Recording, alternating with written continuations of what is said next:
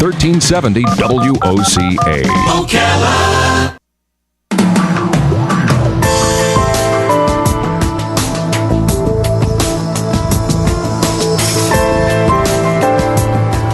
You know, I like saving the best for last. This is a good segment right here. And you know how I know? Because we've spoken to Clint Emerson before. This book is outstanding. It is called 100 Deadly Skills, Survival Edition. You don't have to read this one cover to cover. You just flip through it and amaze your friends. And Clint Emerson has what a set of credentials. He is a retired Navy SEAL, spent 20 years conducting special ops all over the world while attached to SEAL Team 3, the National Security Agency, and the Elite SEAL Team 6.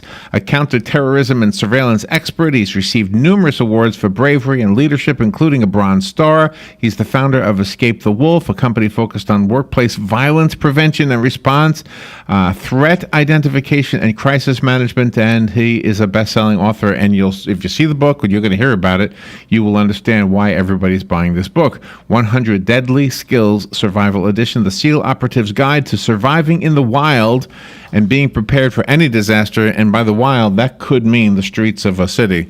I don't want to say New York City because I like New York having a good name, not a bad name. Clint, good morning, Clint. How are you? Hey, guys. How you doing? Good. Where are you calling from? I'm out of North Dallas. Has anybody ever accosted you? Has anybody ever even tried? Not recently. The book is, it's one of those books you flip through. I'm guessing everybody tells you this, and they'll pick out one thing or another. Defend a ship against pirates. How often do we need to do this? If I was out on my boat, would I be worried about this? Yeah, I mean, we think in terms of, pirates as, guys with patches on their eyes, but the reality is it wasn't but a year or two ago you had the Somali pirate issues going on, in the Horn of Africa. There's movies made, saving Captain Phillips and, a series of issues that pirates have given the maritime environment. And so I put in some skills for those that, you may go out on a cruise, or you might be out fishing or just traveling overseas and doing a day trip, and you still have to be aware that there are maritime crimes that are going on, all over the world that you just don't hear about. And so I wanted to give some skills that people could leverage. Okay, let me tell the audience. One of them is to drop a Molotov cocktail onto the boat. Yes, that's what I want to do. Oh my gosh, you'd be a superhero. How do you make a Molotov cocktail? Just any liquor will work? Yeah, I mean, you got to use a high alcohol level, and that would be, your vodkas, rums, and and then conveniently you can use a tampon as a fuse, and yeah, and you light it and drop it, because a lot of these guys, if they're going to take your yacht from you, or if they're going to try and take down a container vessel, they're pulling up on these little fast speedboats. And so, most ships, most yachts have alcohol on board, and you can just drop those down. And in the maritime world, fire is bad. You don't want to have a fire on your boat. So if you drop those down, light the pirates' boats on fire, they're probably not going to bother you. Okay, just remember, vodka and a tampon, and you're okay. Make sure you have a cigarette lighter with you. That's right, exactly. So that brings up another question. Do the commercial cruise lines have security forces on them? Because obviously the passengers wouldn't be doing these things. No, they don't. And that's kind of the cruise liners are very, very vulnerable, and there's a large swath of bad guys that haven't figured that out yet. There are no security. There are no guns. They used to have like shotguns for doing skeet shooting off the back, but since a lot of these different international crimes, they have stopped doing skeet shoots off the back of cruise liners. So there's literally no weapons, no security, and it's a floating city that's very vulnerable. Is this a new edition, the Survival Edition? Is this? I know you've been on before. Is this a different book? Yeah, this is a new one that's basically tackling all of today's headlines. Oh, okay. Yeah. You do have something that's helpful to hunters. You have a how to protect yourself against a wild boar attack, because even here in the Ocala National Forest, when you're deer hunting, there are wild boars out there. Yeah, boars have become, like basically a national problem. I mean, everywhere you go, they are multiplying rapidly and becoming a nuisance, and they're very aggressive. But like any animal, usually if you catch them off guard or provoke them, that's the only time that they're going to go into a defensive mode or posture. Otherwise, if you're making yourself known while you're hiking or camping, making noise, you always hear like shoo bear while you're walking. Right. It keeps them away. It's that way that if they hear you from a distance, they'll know to move on by being caught off guard and getting angry at you. Explain the reason for leaving a DNA trail if you've been kidnapped. Why do investigators actually look for your DNA, and what does it tell them? Just that you were there? Yeah, it's a more sensitive skill, and it's good for everybody to know. And let's face it, you can be completely aware and pay attention to your surroundings and be locked on all the time, but still be, the element of surprise always exists. And especially for, the victims of rape and kidnapping, with young females, I put that skill in there so that they can leave a trail of their DNA behind. It helps with dogs. And it sure helps with investigations later on if you leave that trail, so that the person that, obviously whoever committed the crime will be caught for sure. When you have survived a human stampede, and every once in a while we'll hear about concerts and the scaffolding will give away, and then people start running and get crushed by the runners. Oh my gosh. Yeah, that applies. Whether it's a soccer game in Europe or in South America, or even with all the social unrest we've had riots, left and right around. Sure. In the United States, you get a big mob of people, and you got to know kind of how to operate in that. It's you don't want to find yourself in the nucleus of it. You don't want to go against the grain. You want to try and make your way to the edges, so that you can kind of escape the crowd. But you got to have a fighting stance. You got to get your arms up. Ultimately, what people die of in stampedes is suffocation, and so you got to protect your lungs. Be ready to go into kind of a tornado posture on the ground if you fall. If you fall, get up immediately. Don't allow yourself to be stepped on. And then if you are down on the ground, that tornado position gets your lungs up off the ground, and you basically turn into an obstacle. People trip over you by stepping on you. And it's also more difficult if you're a parent and you have to protect your children in that kind of circumstance. How do you handle that? Yeah, with that, you definitely want to get perpendicular. You don't want to be in the crowd for too long. So go with the flow, make your way to the edges, and get out. And obviously keep a tight grip on your kids, and move perpendicular to the flow. And if you find yourself in a real big social unrest environment, a good general rule is to get a building between you and them. So you got to, literally go get a building, over to a cross street, and get out of that area completely. And also keeping in mind, don't run to law enforcement, because they are going to think that you're part of the protest. You might get clubbed over the head. So in that situation, you kind of want to stay away from everybody. In the Pulse nightclub attack, there was a story of, I think it was a woman who pretended she was dead.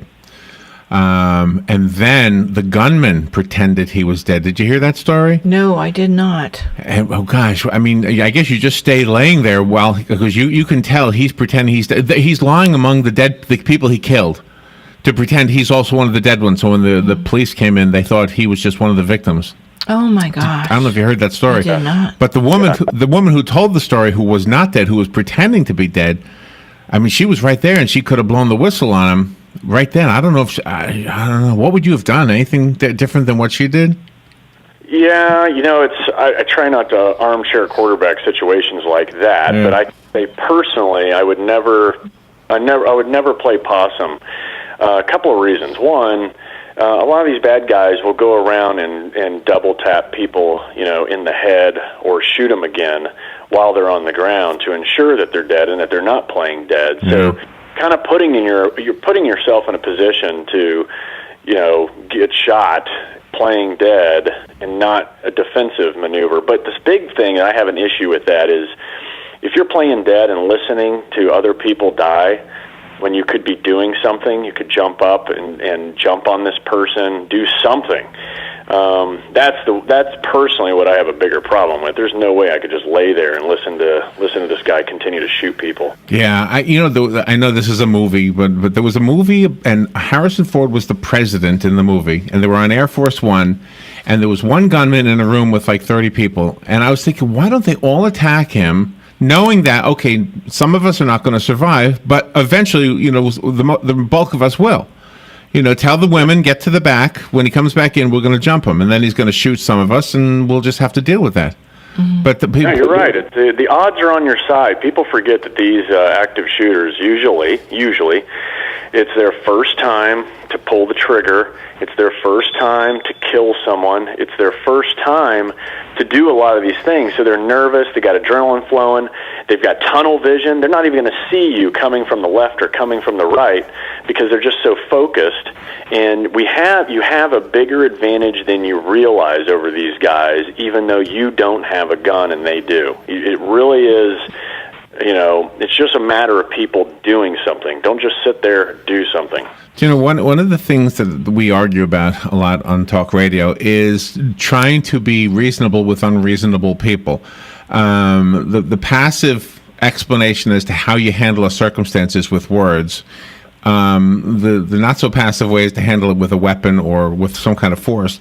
You have been in positions where words wouldn't have done a bit of good for you, right? I mean, as a Navy SEAL. Well, believe it or not, it's both, right? I mean, they call us thinking shooters for a reason. I mean, we're not just going in a room and blasting people. We're actually thinking through problems. If there's a place where we need to tell someone verbally to get down or move out of the way or whatever, then we do so. And we're also looking to make sure, are they a threat, yes or no? You're looking at hands.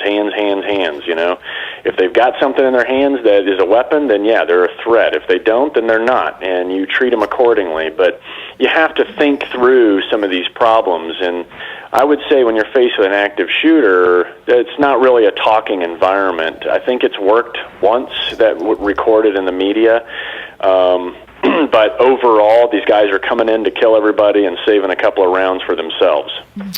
You go into the cyber world and talk about ransomware. Oh, yes. Talk about that. Larry, I had this happen to me. Yes, go ahead.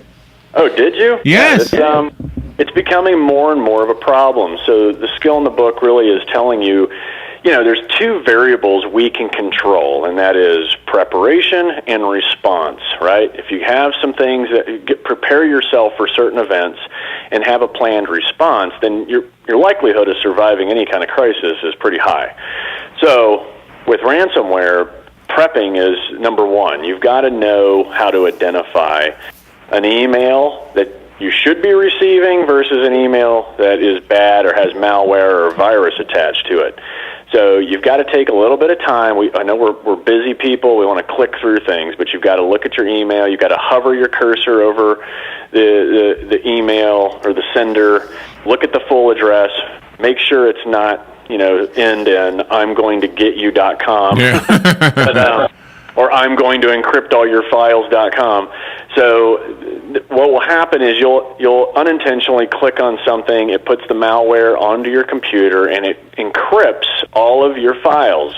And then it'll ask for a nominal fee. It could be as small as $20, as much as $1,000, in order to decrypt all of your files so you can continue working. That's that's the basics of ransomware. Wow.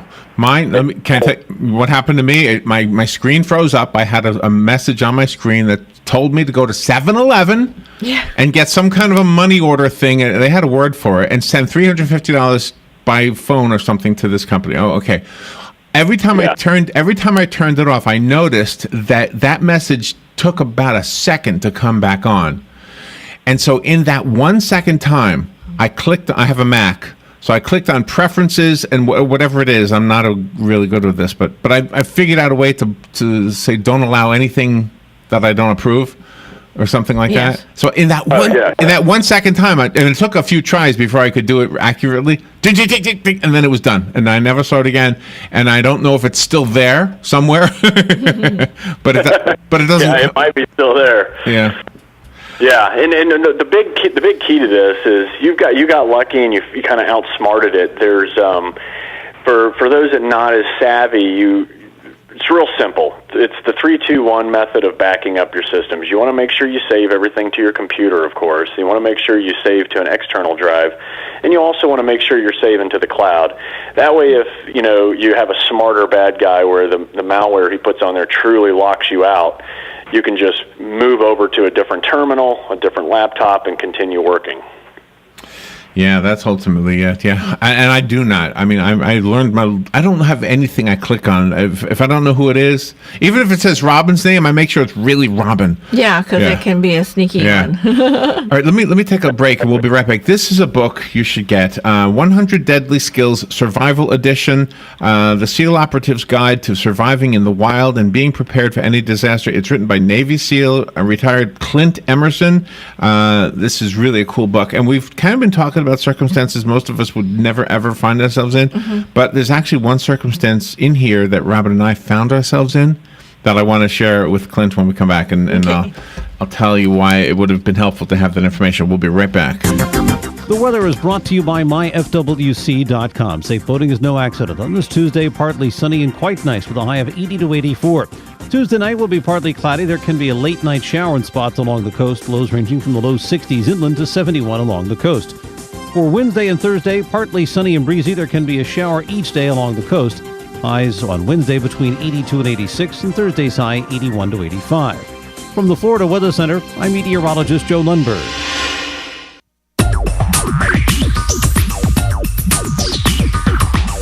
Whether you're building it up or knocking it down, get it done, rent it now. Sunbelt Rentals is here to make your job a little easier. Our knowledgeable staff will help you find the right equipment for any job, big or small. Did you know that Sunbelt Rentals carries heaters, air conditioners, generators, lighting, traffic control, and so much more? So whether you're building it up or knocking it down, we've got the equipment you need. Get it done, rent it now.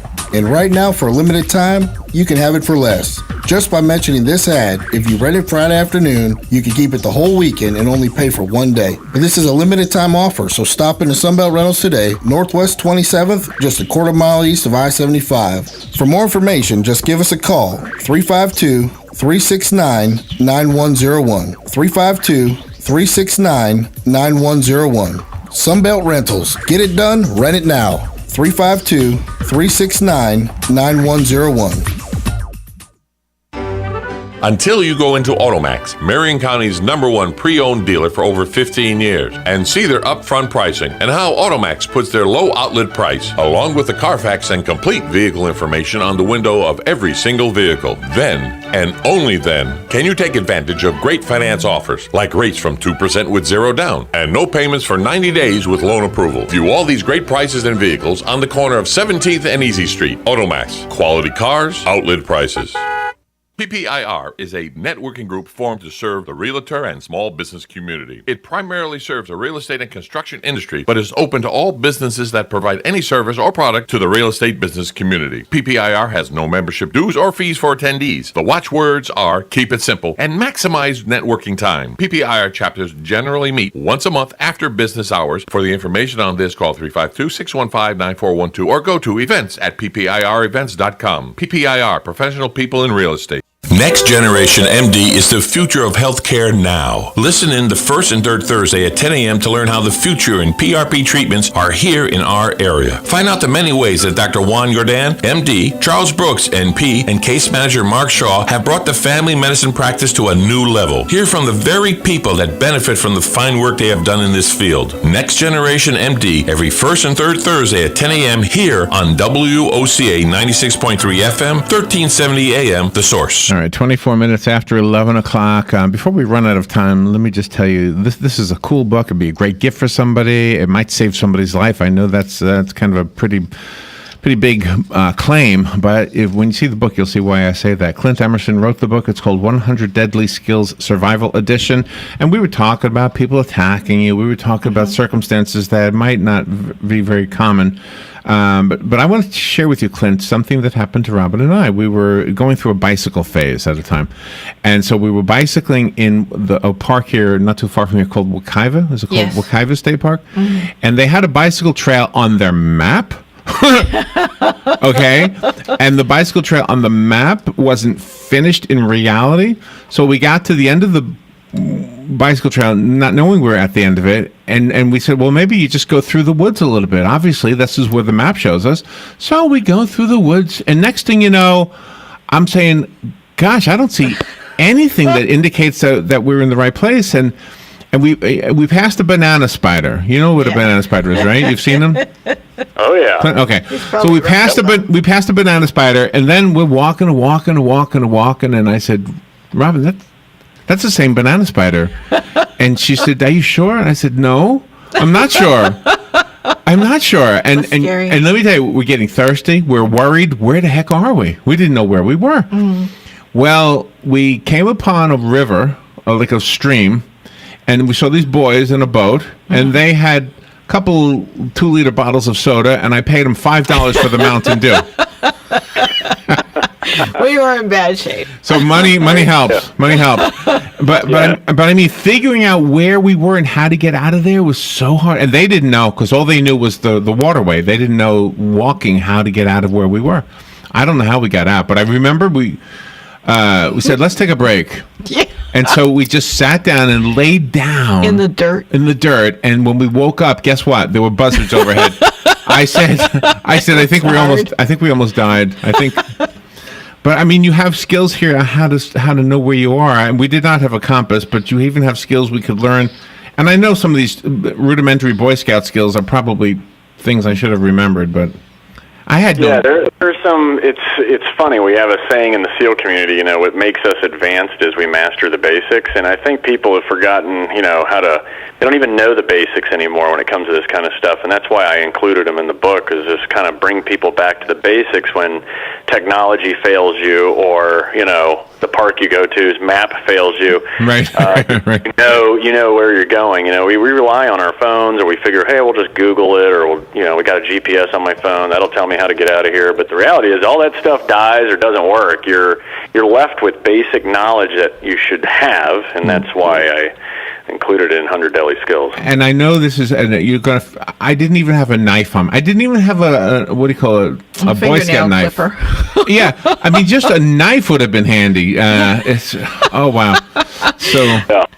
You do something wonderful for the community, though. You have the Escape the Wolf company, the program. And how bad does a workplace have to be before they call you to help them? Well, you got a lot of companies, small and large, that we work with. That some are very proactive and preemptive when it comes to their workplace violence programs. A lot of them wait until something goes bad. But it's probably a good split between the ones that are being preemptive and the other ones that just kind of wait and want to respond with the proper stuff. Clint also gives advice. The book is chock full of things that we're not even touching on. How to prepare a vehicle go bag. In my vehicle go bag, I don't have any of these things. I don't have a pistol. I don't have a flare gun. Oh. I don't have an air horn. I don't know what I have, actually. Yeah. All right. So how do we get the book? Well, you can get them wherever books are sold, or you can go to 100deadlyskills.com, 100deadlyskills.com. And all the links to Amazon, Barnes & Nobles, all the links are right there. 100deadlyskills.com. Clint, I love this book. Good luck with it. And this one, by the way, listeners, you're not getting it. We promised it to Matt. That's right. Yeah, Matt was on earlier. He was looking at it. Thank you, Clint. Thank you for being on the air with us today. Good luck with everything. And thank you for what you do. I truly think you're saving lives with the book, just by getting the information out.